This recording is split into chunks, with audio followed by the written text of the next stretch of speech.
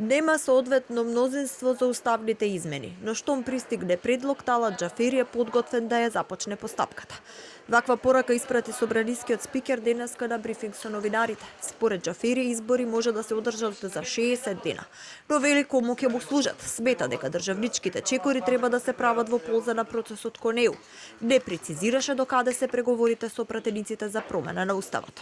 Тоа што е во интерес на процесот, а тоа е да се случат измените на уставот и да поработиме во определен рок, да ги исполниме задачите и да станеме членка на Европската унија. Нам не ни треба друг пример, сопствениот пример со членството во НАТО. Сите ги знаеме перцепциите, прети по членството во НАТО, апропо геополитичките случувања. Во тој контекст, мислам дека треба да имаме предвид што побрзо да го завршиме тој процес. А лидерот на опозицијата и денеска порача дека неговите пратеници во Собранискиот дом нема да кренат рака за промена на уставот и вметнување на бугарите во него. Бара предвремени избори уште на почетокот на 2023-та. Овие вика за да ние живееме подобро, 4-5 политичари од коалицијата ДУИ поддржана од СДСМ, ќе правиме уставни измени. Нашиот пристап е обрат.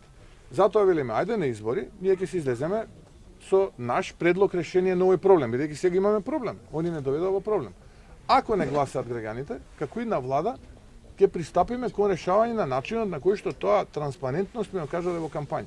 И Ковачевски останува на својот став. За премиерот е јасно дека одлуката на пратениците во собранието во врска со уставните избори нема да биде лесна. Вели дека очекува да покажат државничко однесување. А владиниот партнер Демократски сојуз бара неколку услови за да се согласат на нови избори. Смета дека уставните измени треба да се случат после изборите. Уставните промени фактички да бидат после изборите. Да се оди на избори со сите партии да одат со сопствена политичка агенда, но да не ја оптоваруваме сега политичката состојба во Македонија, зашто знаеме какви поделби има. Според преговарачката рамка со Европската унија, Македонија мора да го промени уставот за да ги продолжи преговорите со унијата до крајот на 2023-та, кога ќе заврши билатералниот скрининг. Во овој момент шансите тоа да се случи се мали со оглед на тоа дека ниту една од партиите не отстапува.